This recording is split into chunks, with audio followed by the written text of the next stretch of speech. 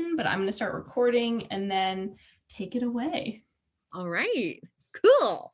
So since we're such a nice tight group, I'd actually like to start by well, I'll say who I am, and then I'd love to go around the room and get to know who you all are and find out what your goals are, so I can try to talk about some things that maybe are a little more tailored to you. So here, let me share my screen, because I did make a little slideshow, because you got to nerd out a little bit and make a slideshow, right? So let me do that and find that. Here we go. Can you all see that? Yeah, all right. So, okay, so who the heck am I? This is me. My name is Alecia Orsini. A lot of people call me AJ. I've been in the industry a little over 12 years, give or take. I stopped paying attention to all that. I went to Savannah College of Art and Design down in Georgia. And as I was telling Emily earlier, I actually started to go to school, and I picked Savannah because at the time they had the Lucas Cam, and that was what George Lucas, was using to film the new Star Wars movies at the time, which are now the terrible Star Wars movies. So, but that's the Sony Varicam, and I went to school to become a cinematographer, and I spent some time being a Steadicam operator, and now here I am as a producer and a whole bunch of other things. So yeah, I have been a camera operator, production designer, director, producer, editor, post-production supervisor. I've spent the last 9 years doing work for NPR and WGBH, which I recently left, and now find myself back in the freelance world. So it's kind of crazy. My favorite films, well, I have to say Citizen Kane, because you have to say Citizen Kane. And then I really love anything by Wes Anderson. My best advice right up the top, and we'll talk more about it, is eavesdrop.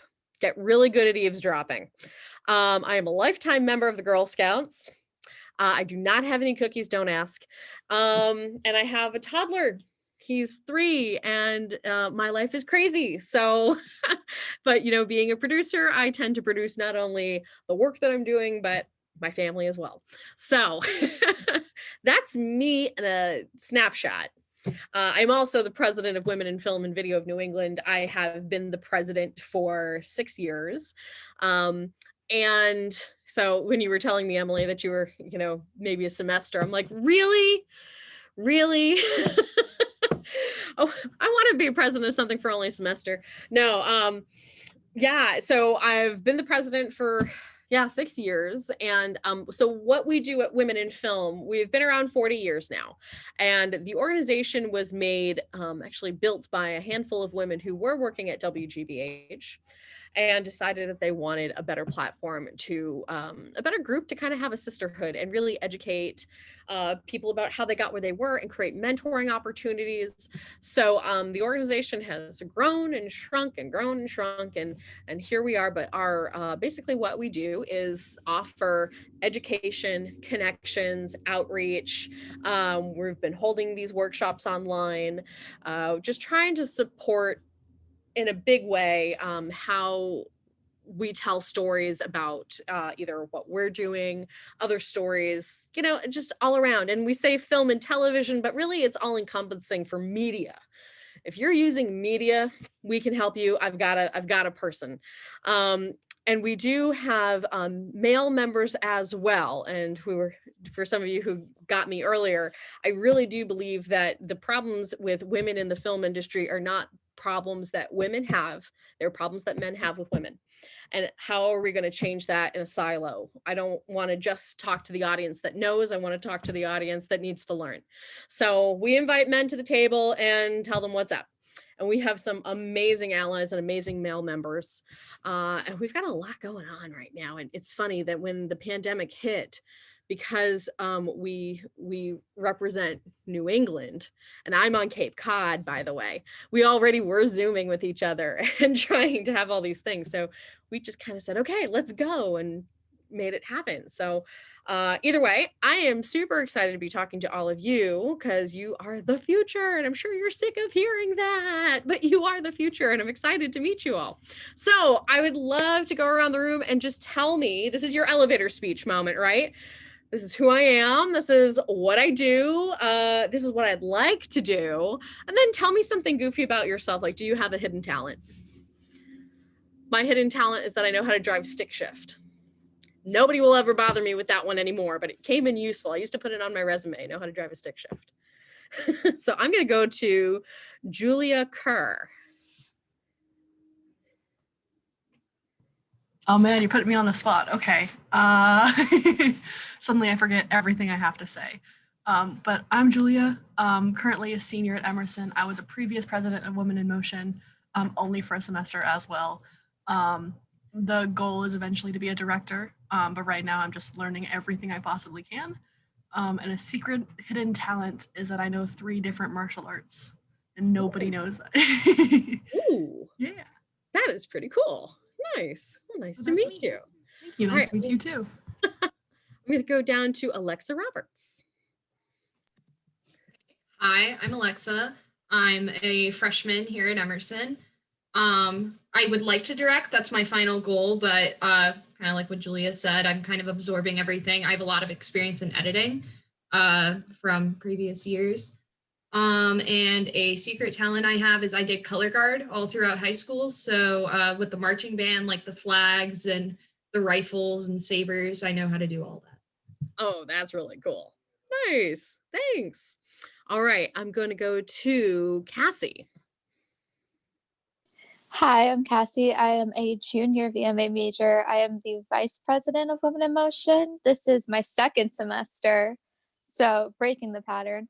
I'm really interested in becoming a producer, and if not a producer that is like more towards like the creative side, I am very interested in the business side of film, so like studio execting and everything. Oh gosh, hidden talent. I don't think it's that hidden, but I can play 3 instruments. Oh, that's awesome. What instruments?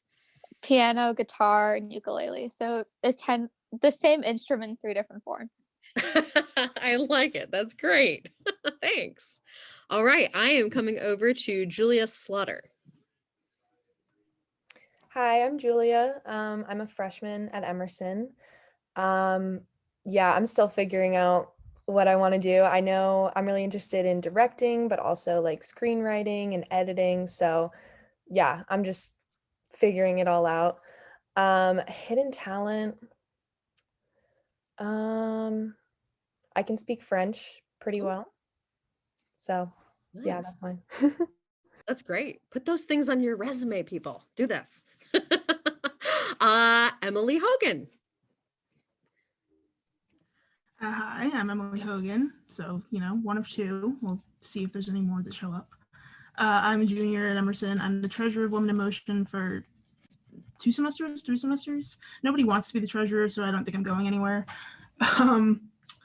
I have a lot of experience editing, and I'm also just getting into learning visual effects and coloring. And I guess my biggest goal is to work in post-production some way, somehow. Right. Hidden talent.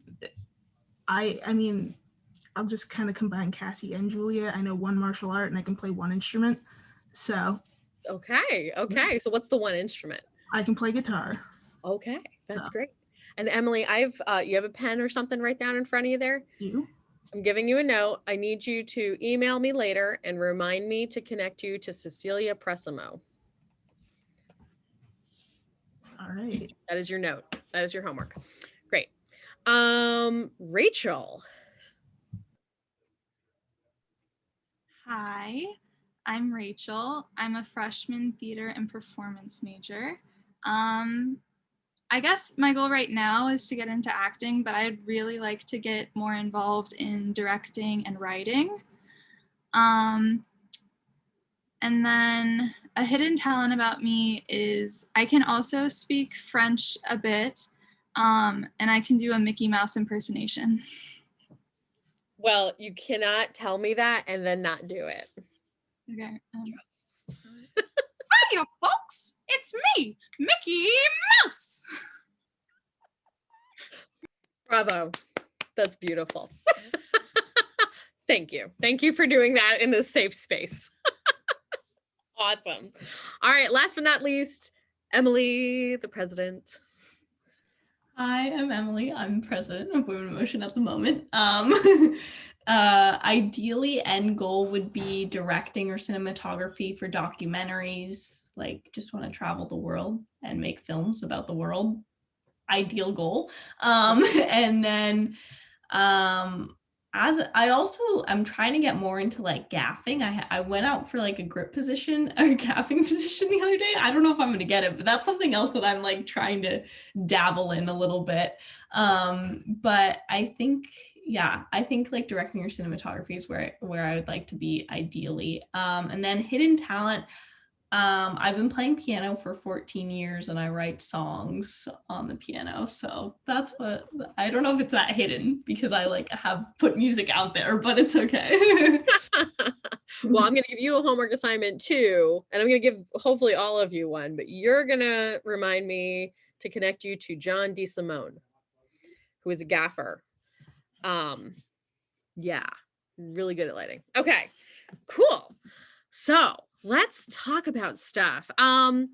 Yeah, so how many of you have, well, I was kind of curious because I'm not like sure where to start other than to kind of like just talk about myself for a minute and maybe my journey. But I wanted to know how many of you have had, like, how many films have you made? You know, whether, you know, you have class assignments, and then I know you guys have maybe made something with your school. I know, Emily, you said that you've made like, you're like working on 4 sets right now. Are we, how has everybody at least worked on 1? Okay, 2? Okay, 3. Okay. Were any of you the director of any of these films? Yes. Okay, great. That's great. Because one of the first things I wanted to tell you is that, and I don't like want to burst bubbles, but I do want to burst bubbles at the same time, is that what I tell kids who are coming out of school, no one's hiring you as a director. It's just not happening. So when I talk to somebody who wants to be a director, I'm like, that's great, but what can you do for me right now? There are lots of ways to get to the director's chair. Sometimes it's producing, sometimes it's being the camera operator or the cinematographer, because you see the big picture. Sometimes it's the writer. I'm working with a writer right now who, she's an actress, she's a writer, she wants to direct, but she doesn't know anything about the mechanics of a film set. So I'm co-directing with her specifically so that I can have that language. And that's, I guess one thing that I want to instill in you is having a well-rounded experience of what it means to be on a film set, so that you can be that person that knows how all the cogs work and they work together, right? Because as the director, you need to know how to talk to your camera person, your DP, and say, I want this kind of lens with this kind of angle, and what do you think? You know, because you're doing consensus building. You're going to have some hard lines. It's not just about the acting, it's about the look. It's about talking to that production designer about, you know, creating the world. It's talking about, you know, all the way through, what does the soundscape of this thing look like? Is there anybody in this room interested in audio at all? Okay, I've got news for all of you. After tonight, I want you interested in audio, and I want you interested in it in a big way. And let me tell you why. First of all, there are about 5 women in New England that are audio mixers. Every single one of those women work, and they work a lot, and they get paid a lot. Why? Because you cannot fuck up your audio. You can forgive and fix bad video. You can fake it. You cannot fake bad audio. And if you are a good audio person, or have a good audio person, or understand how important your audio is, your life is going to be so much easier. And you know this because you've probably worked on a project where the audio was crap and you did not want to sit there and listen to it. And you're like, what can I do? And they're like, not really much. And let me bump up the gain. And it sounds like crap. And there's an airplane flying overhead. I am telling you right now, if you want to make your life a million times easier, start looking at what it takes to be a good audio engineer, what it takes to get good sound on your sets, especially if you're talking about the difference between a narrative or a documentary, how are you getting good sound on a documentary? How are you going to be ready for those different situations? But not only that, understanding the hard mechanics of audio, wireless mics, what affects them. Every time I go and rent a mic kit from Talmus, which is the rental house that I would suggest you go to if you need audio, the rental techs always ask me, what's your zip code? What is the zip code you're going to be shooting in? So why are they asking me that? Anybody want to wager a guess? Alexa. Kind of to see the location of where it is and what like different sounds could be affecting. Like if you're near like, let's say the airport or something and you have airplanes coming by, then you need like a certain piece of equipment that's not going to pick up all the airplane noises. More than just the noise. More than just the noise. If I'm using a microphone that has a wireless signal, what am I worried about? Cassie. How many other signals are going to be in that area that could possibly interfere with it? Absolutely. I'm looking for interference of frequency. And it's something that you might not think about. Have you ever like played with a walkie-talkie or even been on like an older cell phone and you've gotten another piece of frequency in there? That's something that when the audio techs at my rental house are putting together my kits for me, they're calibrating frequencies, or they know that, hey, there's something near there that's going to mess with your frequency. And you can reset them to go through and look for the correct frequencies to get the best audio. There's a lot of complexity there, but let me tell you, not a lot of people know that knowledge. Not a lot of people spend time with it because guess what? It's not glamorous, but it's important.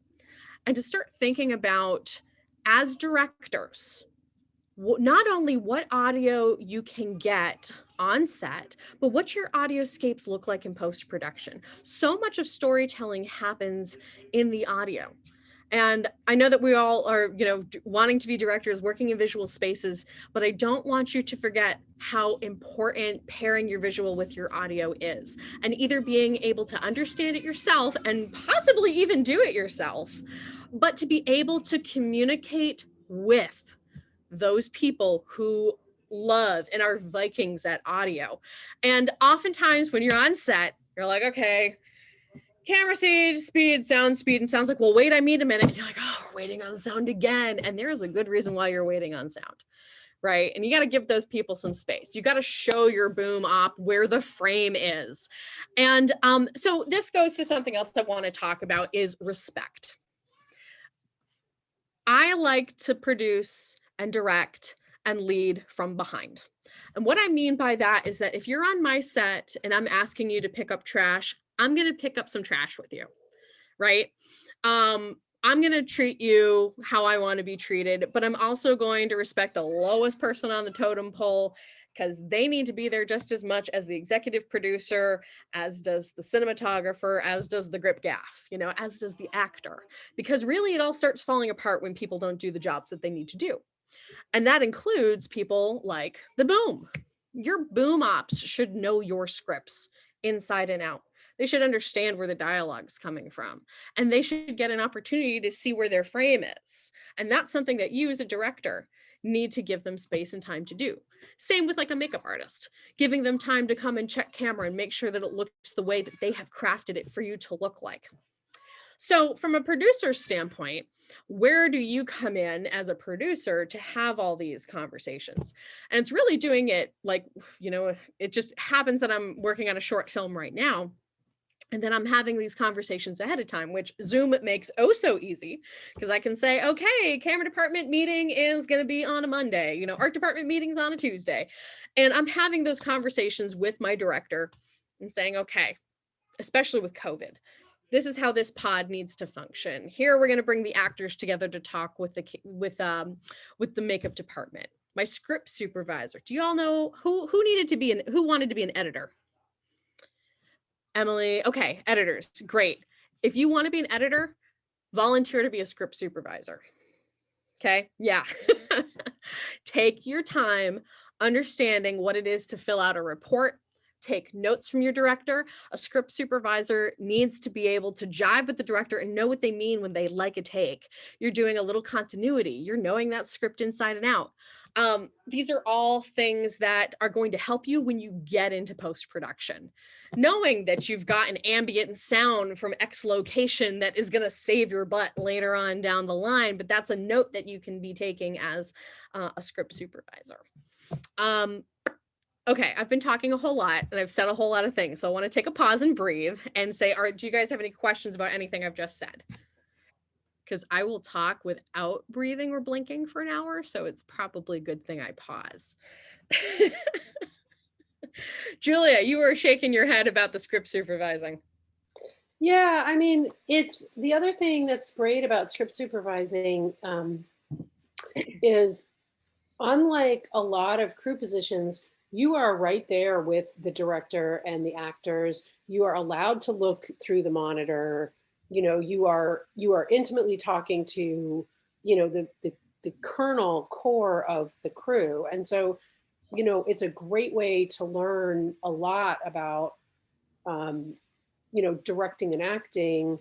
And it's not, again, it's sort of not very glamorous, and it's, you know, it's traditionally a women's role because it's not like a heavy liftings role, and it's detail oriented.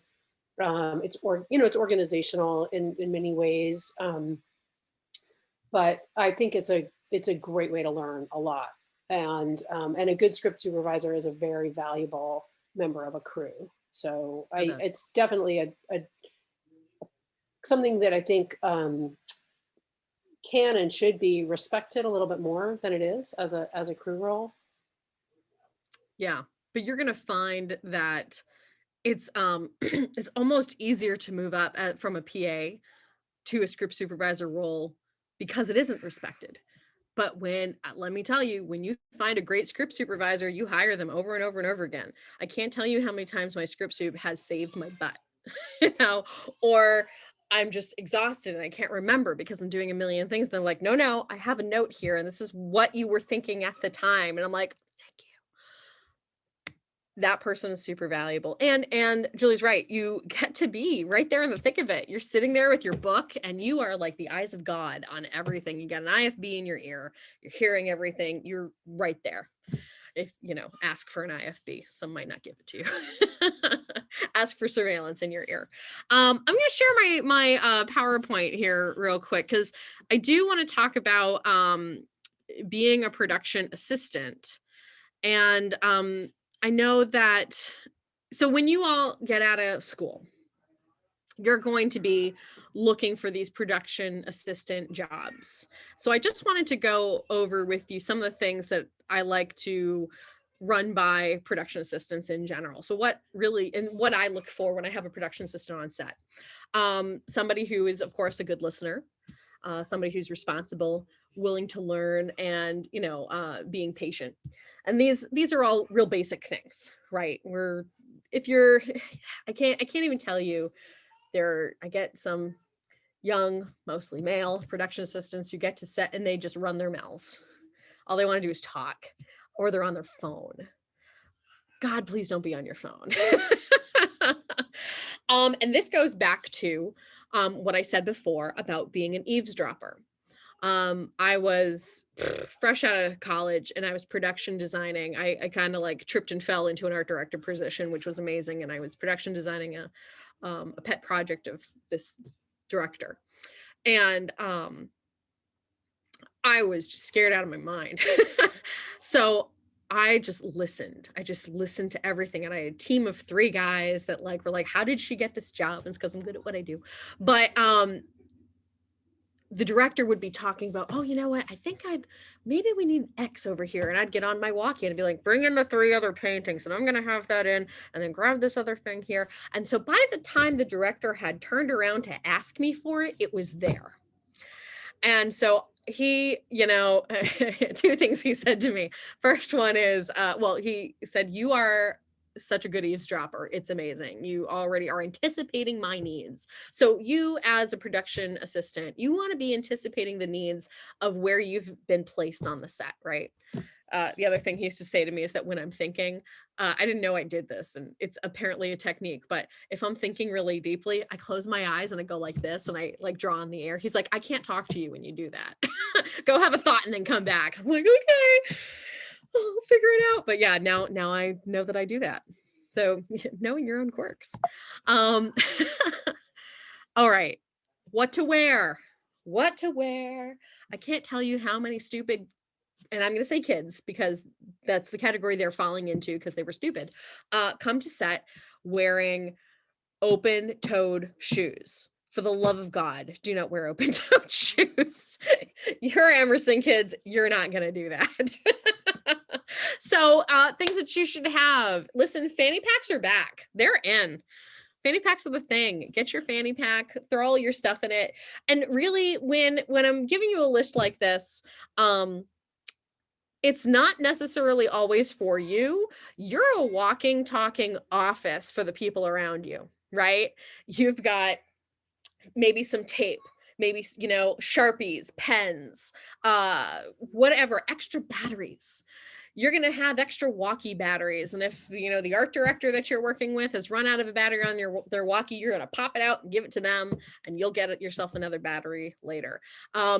Great things to have gum. Have gum on you, little hard candies. It's like, I just need some gum. And then my PA is there's like, what flavor? I have 3. There's nothing better than that, as having a production assistant that is literally like a walking office drawer. Because you're ready. You're just ready for anything. Let me go to, there we go. I want to talk about your pay because this comes up a lot. And it's a question I get often at Women in Film, as well as what you should be getting paid. And you're going to take jobs for free. You're absolutely going to do that. But you have to know, is it worth it? And what does worth it mean? Is it, I want to work for free on this project because I really want to work with this person?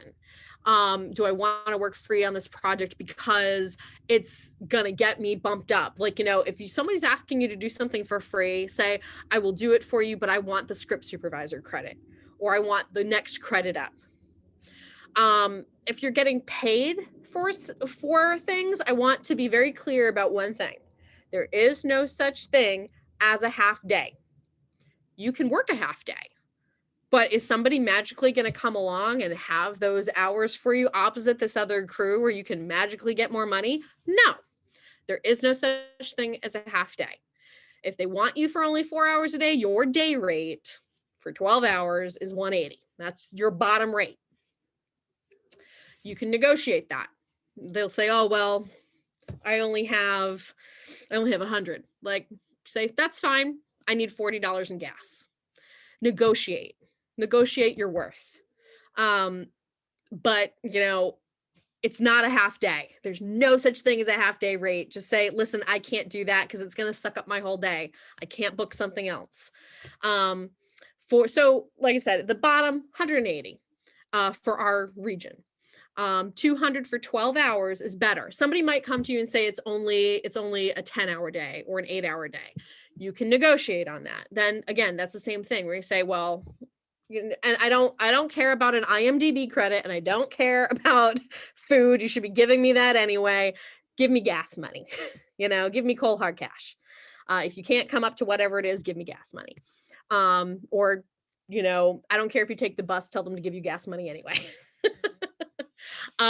For a commercial, because we do have a lot of commercial stuff. So that's the other thing I want you all to write down. When you start looking for jobs, start looking at Arnold Worldwide, start looking at Mullen, start looking at Hill Holiday, because they do commercial shoots. Start looking at Hasbro. These commercial shoots often will hire PAs, and then you can go up your rate a little bit. They might even tell you it's a $250 for a 12-hour day. Again, negotiable, but truly get it in your head. There is no such thing as a half day. They're not going to pay you $60 to show up for what they say is going to be 4 hours and then suddenly is 8. Just don't do it. Just say no, you're worth it. So that brings me to safety. Something else I want to talk about. So that to think about not only as somebody who's going to be a production assistant coming out of school, but eventually you're going to be the people in charge of people's safety as the producer. and not only as the producer, as the director. How many of you are familiar with Sarah's story? Sarah Jones? For those of you that are not, it's written here, but essentially this young lady died protecting a camera in an unsafe situation down in Georgia.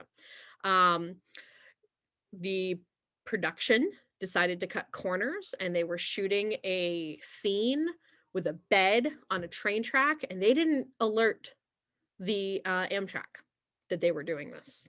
And the train came, and by the time she had grabbed the camera, and because she felt so, and Emily, I think we were talking about this earlier, she felt so, it felt so necessary for her that her job was on the line. If she didn't save that camera, that she died because she didn't get off the train track. There is no film, high budget, low budget, whatever, worth this.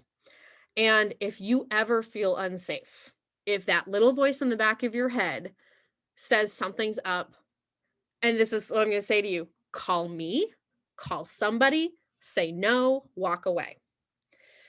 None of this filmmaking stuff is worth your life, and it was definitely not worth hers.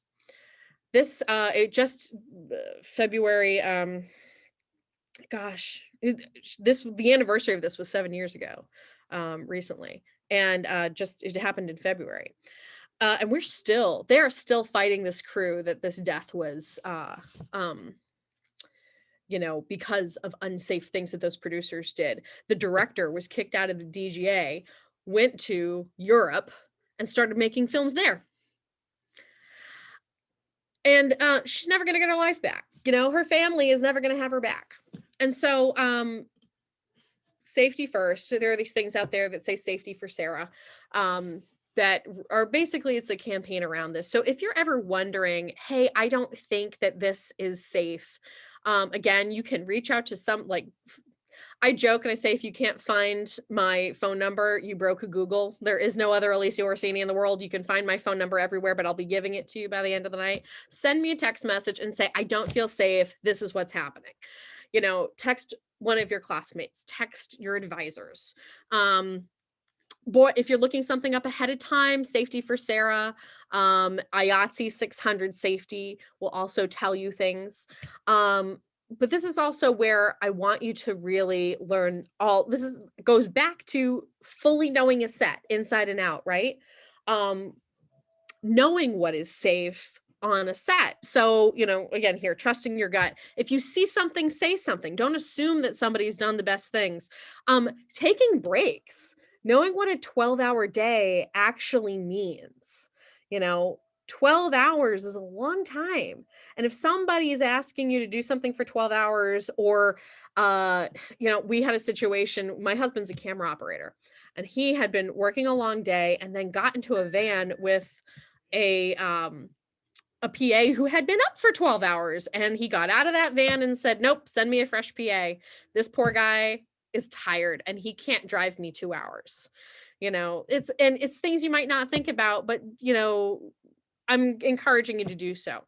And then also some very simple things: cable management, C-stands, knuckles on the right. Have you guys learned that? Knuckles on the right. You're going to get bopped in the head with a C-stand if you don't see those knuckles on the right. And then, of course, closed-toed shoes. All right. Talking about cable management, check out my pet peeve slide. This is how you all wrap cable, right? Yep. Okay. You all know you're not going around your arm. I don't have to tell you this. You're Emerson students. That's a video about how to wrap cables. And you're familiar with all of these things. Yes. Okay. So one day when you're all working on my set and I say I need a Rocky Mountain stand with a couple of sandbags and a half apple, you're going to know what to bring me. Yes. Okay. All right. We'll figure that out later. If we were in person, I'd be making you do it. You're all lucking out. Oh, has anybody seen this? This is kind of fun. All right. For those of you who are camera track and you've used a slate, right? All right. We'll just play a moment of this because it's kind of funny. Viva Bastard 66 Amazing Adventure. Take one. 79 fucking explosives. Take four. Fucking action. Hollywood! Hollywood! 48 Nazis. Take one. Achtung Nazis. Genius! Genius! Take two. Genius! Do you know what she's doing? She's calling out the scenes and she's coming up with fun things to say based, it's, you know, take scene 58G. So she's screaming out, genius. And she's just does this the whole film. 45 kaboom.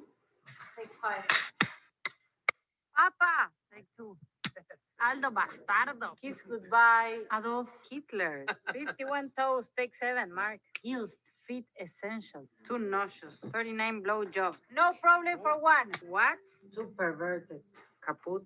7 focusing freaks. Assassin. Asesinos.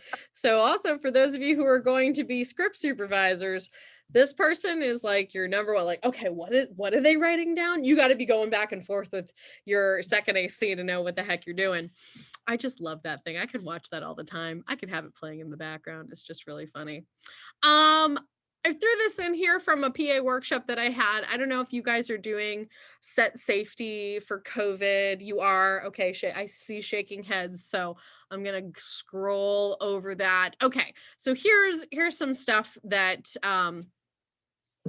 I wanted to give to you, just kind of to know. On time is late. You already know that. Like I said, you're Emerson students. Knowing your rate, safety first, asking. Some other resources online. So Channel 14, if you're on Facebook and you're not a part of Channel 14 is where is a group of mostly production assistants, but a lot of us who hire production assistants are in there. It's a great place to find work, to find resources, to find mentors. My high school buddy, Ben Zidell, runs it. Go figure. Central booking. When you leave college and you're looking for production assistant work, you can talk to Tim Van Patten at Central Booking, and you can tell him Women in Film sent you. And the way it works with a booking agency like Tim is you list with him for $50 a month. This is something you can ask as a graduation gift. You know, say, hey, pay for my membership for Women in Film, pay for my Tim Van Patten, my Central Booking for a year, whatever it is. And what that does is Tim interviews you, you give him your resume, and then he puts you in his big book. And as he sends production assistants out, he goes through the book and you will get a hit and get out onto a job. People tend to, if you're working with Tim as a production assistant, I think it's $50. If you wanted to list with him as something higher, like a script supervisor or, you know, a camera assistant, it's $75 a month. But people age out of Tim, as in you start making your own network. You use Tim for a certain amount of time, a year. You get to meet and know people, get your name out there in the industry, and then you start making your own contacts and you no longer need someone like Tim. And then, of course, Women in Film, because that's what we're here for. We're here for all sorts of stuff. And then you can take a little screenshot of this. But we're offering you ladies $5 off a membership. You're a student membership for Women in Film. So I think that means it'd be $20 for the year if you wanted to become a member of Women in Film. So go ahead and take that screenshot. And then I'm going to unshare this. Stop share. And again, I have been talking a whole lot, so I want to hear questions. Cassie. So this might be like a little bit like, I don't know, like not off topic, but like, okay, so PA is like entry level position for like if you want to have like an onset job, but for like the behind the scenes, like line producing, let's say, or like business executing, like what is the best way to get started with that? You're going to be a PA as well, but you're going to ask to be an office PA. Okay. Yeah, you're going to have to be an office PA. Oh gosh, and a good office PA, you can move up fast, you know, because nobody wants to do it. Nobody wants to do that. But that's, you probably want to learn about grant writing, learn about another kind of avenue to go might also be looking at what it takes to put together film festivals. There's some, and the reason I say that is because a lot of festivals are meeting with those high level executives to start getting their films places, like Sundance. You know, some of those films that get into Sundance don't get in there by accident and a whim. They are negotiated, right? So somebody's doing those negotiating. So getting an internship at a high level film festival is another avenue to kind of peek at. But yeah, look for office production assistant jobs. Yeah. More questions? Yes, Julia. What is something that you wish more, as you say, kids knew going into the industry? Yeah. And sorry if that's derogatory, but I start looking at No, it's accurate. It's accurate. I just yeah. I definitely wish that they asked more questions. And in the sense, and I'm not talking about like, hey, what are you doing right now? I want like poignant questions. Like how, like what Cassie was just asking. Like, okay, I want to be here specifically. I want to know from a production assistant if they want to be in the department they're in. You know, I want to know, you know, have a PA say, hey, how do I get in the camera department? Oh, well, let me put you with the camera department. Hey, do you have a moment to tell me why you chose this lighting? Oh yeah, let me tell you. Or why is this lens? Why do you want a Cook lens? You know, and knowing also when to ask those questions. There's a lot of downtime on a film set. You know, you can do that. Or even better, ask if they will take time with you for coffee at some point. Like, seriously, if I'm working on a set, I got my blinders on, we're moving forward. If a PA said to me, hey, after this is over, can I like buy you lunch? Can I buy you a cup of coffee? And can I pick your brain? Could you look at my resume? I want people to ask that. And also, most people on a film set want you to ask that question because they want to help you. It might not seem like it because it is super competitive. It starts getting that way when, like, you know, oh, this kid and their $5 camera is coming up behind me and they're going to take my job. No, it's really not not as much like that. And if you end up with an asshole like that, I'm terribly sorry.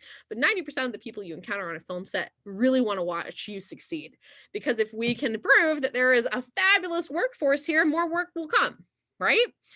So that's part of one of the things that I want people to ask. And oh my gosh, please carry like.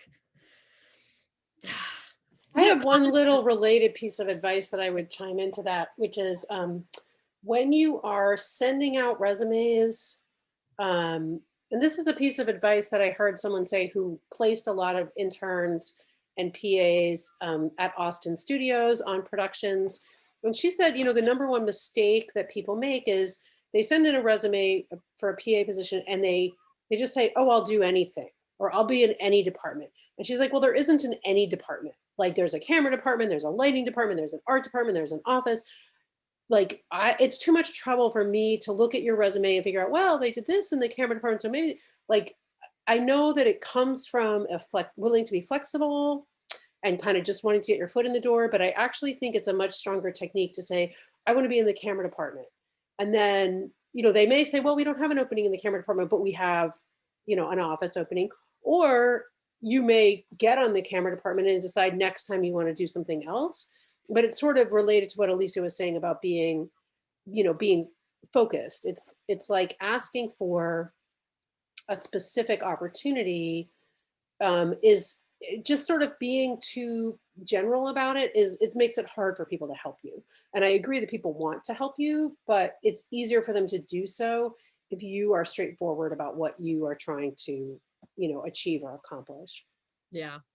Simple, direct asks. Absolutely. A side note to that as well, whether you're union or non-union or working on a union, non-union set, there is no union for production assistants. It, of course, behooves you to be on a union set.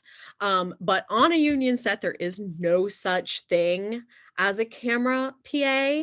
So you can ask for it. They're going to say, No, there's no such thing. Go bring these batteries to the camera department.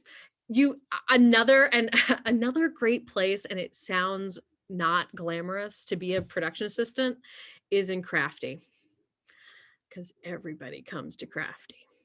And Lord knows, if you start to know, like, oh, that director of photography that I really want to get to know loves this kind of smoothie, and I'm going to be ready for them. I mean, it's just a great sneaky way to really be in tune with people. If you're like, oh, craft services, I'm going to get the Twizzlers out and the sandwiches. And yeah, it's something to think about. Other questions?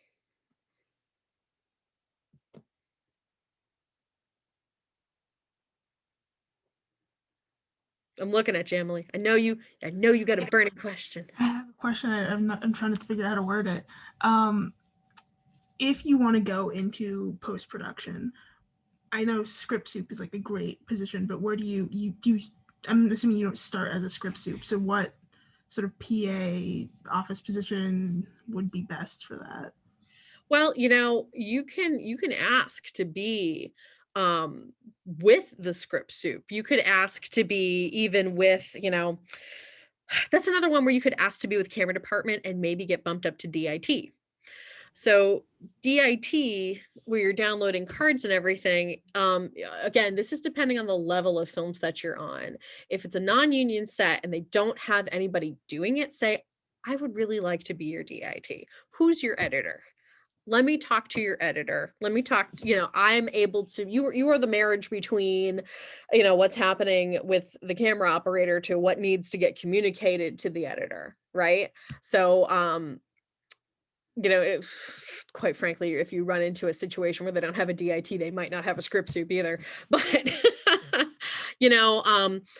being also on like the directorial track of like a first AD, second AD, the AD department, working with like key PA, that area too also gives you that kind of overview. But another good place might be like continuity in the art department, because script soup is also continuity, art department continuity. It's just one of those things. But if you want to get into editing in general, gosh, you're going to go right there. You're going to go right to saying, hey, I would like to be an assistant editor to somebody and subclip all this crap for you. I would like to organize your clips. Who would like, and oh my gosh, if you put on Facebook now, hello, I would like to organize somebody's clips and learn the mystic ways of editing, you're going to get eaten alive by people that want that. Yeah, because so when I shoot things with my husband, I make him do it because he shot it. Which is sneaky. And that's, a little abuse of power that I have. But having somebody that is so in tune with, oh yeah, I need these clips, because by the time your director comes and sits down and looks at those script supervising notes, the next person they're going to ask, do we have a shot of like the person over the shoulder? You're going to be like, yes, we do. And here's the exact number that it is. And it's color coded blue, So that's a nice way for you to get into it. But yeah, if you're on a physical set, you're going to be looking at things like continuity, those communication pieces. If you can get into DIT, yes. But yeah, just start throwing yourself to the wolves of the editorial post-production department. You're going to have a lot of fun there. Yeah, because there are post-production interns, at post houses and on individual projects. So, if you're someone who doesn't really like the stress or the mayhem of being on set, just going straight to post-production is definitely an option. But I also agree, and I don't know if probably you all know that a DIT is a digital intermediate technician, but it is a really important job, and it becoming almost sort of a hybrid of assistant editor and camera assistant. Right. And so there's a lot sometimes that happens at the DIT. It can just be like, copying media and downloading from cards, but it can be actually a lot more almost, if it's a multi-camera shoot, the DIT has a really important role in keeping the look of the cameras consistent. And it's almost, a lot of sort of stuff like setting the f-stop can be done remotely by the DIT. So it's a role that has really expanded in the last few years, and it can be very interesting, or it can just be sitting on set, downloading media. Right. Or a lot of times the DIT and some of the larger sets is sending dailies, and sending what we shot. They're down resing them and they're uploading them to a service where now everybody on their phone who has access can sit there at the end of the day and look at the dailies. DIT is usually one of the last people off set. You're there at the end of the day downloading the cards and the grips are wrapping up cables and you're like, yep, we're almost there. It's a very unique but so important. And I have not to scare anybody, but if you flash a mag or if you accidentally drop a card or delete a card, there are definitely ways to restore these things, but it's scary. So people who are doing that kind of work are like, give this person some room, give them a place where they have power and that nobody's going to put a coffee on their computer, It's one of those things, but yeah. Yes, Rachel. I was kind of wondering what advice you'd have for like actors to make like the whole shooting and casting process easier, I guess. Yeah. I guess that's how I'm saying it. Okay, so I'll tell you, I just casted this short film completely virtually, which was really hard. It took us twice as long because we had so many people to go through, and we had to sit there and watch videos and we couldn't get real-time reactions. So like there's a current note that I could give you that, as I was going through all these people, and a lot of time with casting, it's, do you have the look or you don't? That's like the first cut. The second cut is, oh, we think they have the look, but I want to give them notes, and sending notes right away, and being able to have you then send back something right away was super helpful. Like I'll tell you, I cut people when they didn't respond to me for 3 days. I had to move on. I had 120 people I had to go through, and the ones that were I needed to see what it looked like for somebody smoking. I'm like, oh, but could they change their accent a little bit? Or I gave them a direction to, all right, imagine if you're saying these lines to a child. The people that got it back into my inbox like within 24 hours, I looked at. The people 3 days, I'd already made my decision and moved on. So there's that kind of stuff. It's tough being an actor. It really, really is. And it's for this particular film that I'm working on, and actually I have a bunch of actor friends who also do work in casting, and being casting directors, because it's so nice to just have somebody there that understands the language and can also translate to me. I think I know what I want, but I want to see something else. And then my acting friend who's gone through acting school can say, oh, they want to see this method, or they want to see the Krasinski, blah, blah, blah, blah. And I'm like, yeah, that's what I want. I just want them to do the thing. So billing yourself not only as an actor, but maybe spending some time finding out what it is to be a casting director. And I have to tell you, call up Boston Casting, call up Paradise Casting, call up any of the Slate. Oh my gosh. Call up Slate. They're wonderful people. And ask them, hey, what does it take to do the job that you do? Because they're the people that are doing the advocacy and also the placements for most of the work that comes through town. Gosh. And we did it just on our own, and man, was it a pain in the ass. It was a lot. And I was thinking, oh, it's COVID. I'm going to get like 20 people for this thing. I had over 120 people that I looked at, like 120 people that I looked at seriously, and it's competitive, and it's hard not to take any of it personally, but don't. It like really don't. There are like, I could have cast this project six different ways and I would have 6 different really good films. But sometimes you just got to make some choices, and a lot of times I will tell you, and this goes for crew, I will make a choice about somebody on their personality and not necessarily on their acting. I will make a choice to pick somebody who is maybe not the best cinematographer in the world, but I can stand to be with for 16 hours. And that is so important. You are a micro family with your film set, right? If you smell bad, or if you're kind of a pain in the ass, or if you're, you know, attitude is so much. Like if I'm working with, if I had my choice between the actor that gave me attitude or the actor that was maybe just below, but I thought I could get them there and they were just wonderful to talk to, I'm going to go the one that was wonderful to talk to.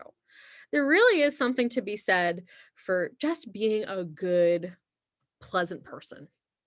You know, you guys know you want to be with pleasant people, you know, because half the time you're worried about spending or don't have money to spend. And I'll tell you, I send young filmmakers to student projects. And I'll tell you why.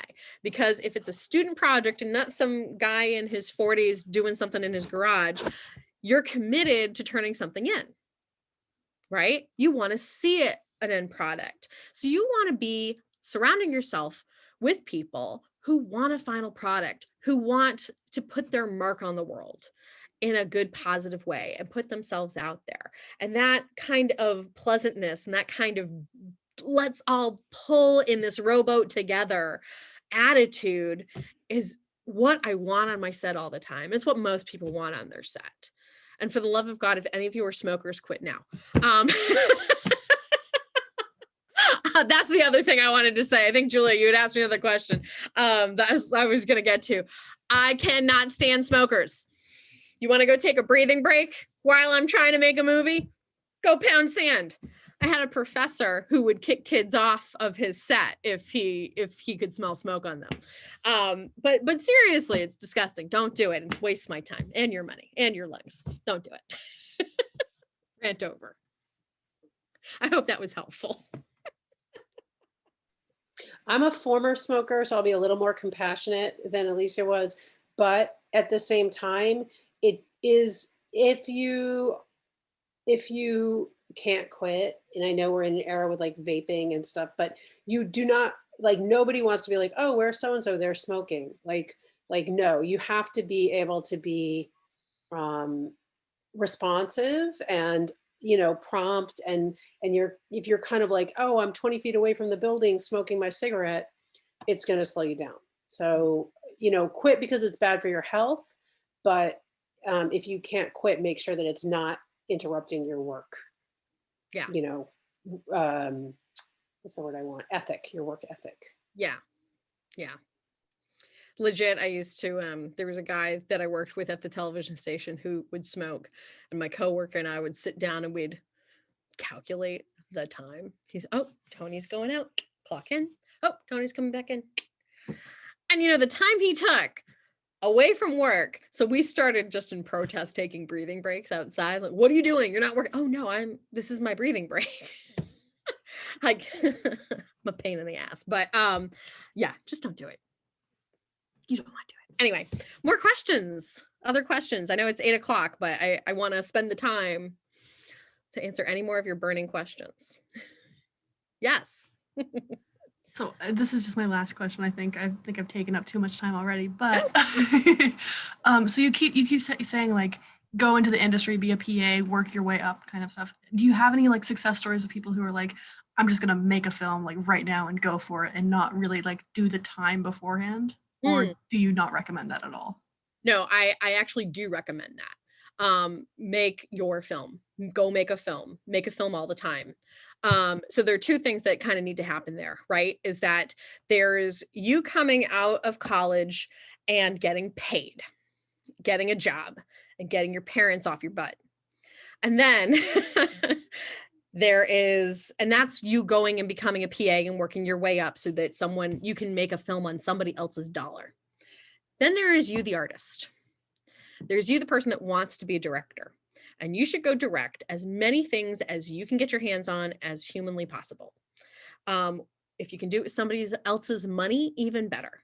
If you've got, and here's the thing about short films is that they are proofs of concept of your ability to do other things.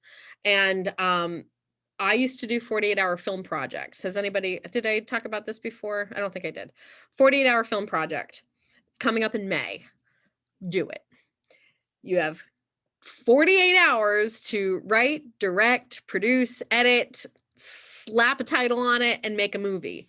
And if you can do that, and if you can do it with a group of people that you can stand for that 48 amount of hours with no sleep, you've got something good going on. And at the end of it, you have something to show. But that's also a low impact opportunity. You know what I mean? Like there's low risk. People that you're going to give up one weekend. You're going to be able to put your craft out there and say, I directed this thing in 48 hours and look how hot it is. And actually I can show you something that I'll send you guys a link. But I used to do big teams of like 70 people for 48-hour film projects so that we could have full fleshed out departments. And so everybody could have, don't do that if you don't want to.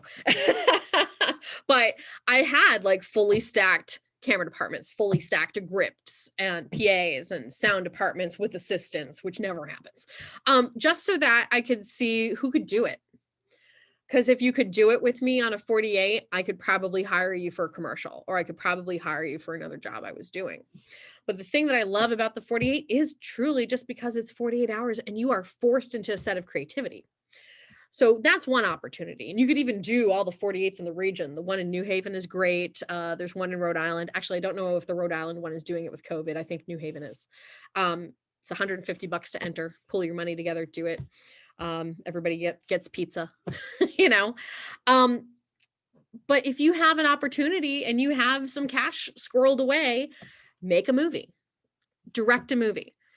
And that's kind of the thing, is that nobody is going to create a directing opportunity for you coming out of college. You will have to create your own directing opportunity coming out of college. In that time, you want to be working your way up the ladder. So you can't just do one or the other, must do both. And so that was a really good question. So before we get too far off, I want to give you all my phone number and my email address. So you got your pens? Okay, you see how to spell my name there, but my phone number is 508-315-9949. If you text me and you're in trouble or have a question, just preface Emerson Women Motion Group.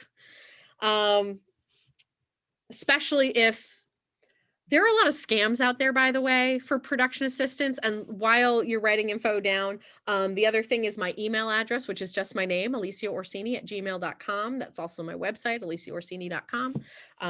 Feel free to stalk me. Find me on Facebook, find me on Instagram, go find me, connect with me, find me on LinkedIn, go connect with me. And especially if you want something, if you've got a question, you might have to trip me. And when I say that, like, send me an email. If I don't respond right away, send me another email. I have a toddler. They might have been screaming or pooping all over the place because that's what toddlers do. So yes. Wait, can that be dropped in the chat? Yes, it could be dropped in the chat. Let me talk about scams while I do that. So there is a scam that goes around once in a while where somebody will call you up and say, hey, I'm going to pay you to be a production assistant for $300 for one day. And you're like, that's amazing. That's a great rate. Alecia told me that $250 was a good rate. I'm going to go do that job. And then they're going to book you and you're going to feel like it's great.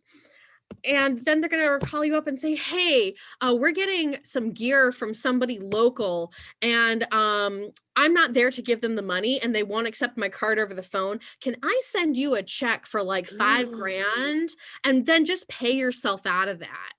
And then deposit it in your account, pay it out, and then send a money order to this guy who's got the gear. And so you walk your butt to the bank and you deposit it, and next thing you know, you have bounced a check for $5,000 of your money that you don't have. Yeah. And this, I have, unfortunately, I saved one poor girl who's my mentee right now. And there was two other people who got all the way down the rabbit hole. Not only that, this particular scammer did something very tricky. We had another guy, his name is Mike Quill, and he had an old website and an old logo and everything.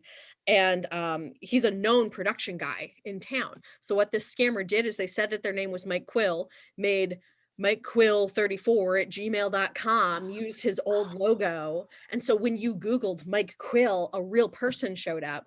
So I knew who he was. So I called him and I said, "Are you doing this thing?" He's like, "Absolutely not." And we're like, "No, abort."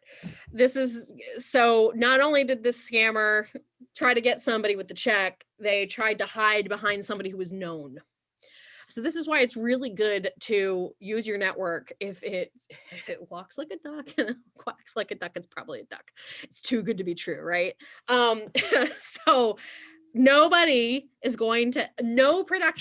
going to ask you to cash a check. No production is going to ask you to take a credit card and go somewhere and pay for something. You get your day rate, you want your deal memo. The most anybody's going to ask you to do is go down to the production house, the rental house, and wait to pick up the gear. You should not be handling or be asked to handle money as a production assistant. Don't do it. And they go after women. Why do they go after women? Because we want to please people. Yeah. And that's just a reality. I want to please people all the time. So it's tough. Just don't get caught up in that one. It's going around again. And it's like it like goes in waves. Like we catch these guys and then they come through town again and they think that we up here in New England don't know what's happening, but we do. We know about it. That's so unethical. I did not know about that scam, but that's awful. It's a pretty deviant one. And they're preying specifically on people your age who are very eager to break into the industry, that are like, "I'm fresh, I'm ready to go. I want to do anything possible to be helpful to this set because I want to get hired again. And oh my God, $300 would be amazing." Yeah. Nobody's paying you $300 as a production assistant. Okay. It's just not going to happen. Not going to happen. So you know that now and you will not get caught. Amazing. Well, thank you so much for coming. I definitely gained so much knowledge. I'm pretty sure everyone is like, wow, this is the best thing ever. I'm so glad we recorded this. So we will definitely post this on our YouTube and have all of our other Women in Motion members. But I mean, thank you from the bottom of my heart and everyone else's for coming out and sharing like all of your wisdom. I'm like so excited now. I just want to like, let me go be a PA now. And so it's very, very, very, very generous of you to share your contact info and to, offer yourself as a learning resource going forward. It's just extremely above and beyond that you are, doing that. So, just to say that's an extremely kind thing to do. Well, I really believe that I really do want you all to use me as a resource for a pitfall. Because, heaven forbid, I hear that something's happened to one of you or you've gotten, or just have a moment of advice to say, "Hey, so-and-so sent me an email. Are they legit?" And I can go, "Yeah," just we got to watch each other's backs. Right. And then of course you all have to promise me that when you make it big, you're going to hire my butt later on. That's the deal. Right. Okay, because you all are going to be my boss at some point. So no, I truly, somebody spent some good time working with me and I want you all to feel supported. And that's the thing overall at Women in Film. And I was going to hand out some more names, but I do want you all to kind of just shoot me an email in like the next couple of weeks. There are a couple of things. I want to know what you're working on. Let me know, because that stuff's cool to me and I want to hear what kind of art you're making. Especially if you're looking for a mentor. And I know, Emily, you've been on my list. That's why I want you to hit me up. Let's find somebody to pair you with, or somebody that you can at least offer a Zoom coffee with, so that you can keep going, right? You got to keep going and truly take to heart that people do want to help you. They really do. Awesome. Thank you so much. Thanks for everyone else for showing up. And really, we really appreciate this so much and feel very grateful that you took this time to meet with us and spread all your wisdom.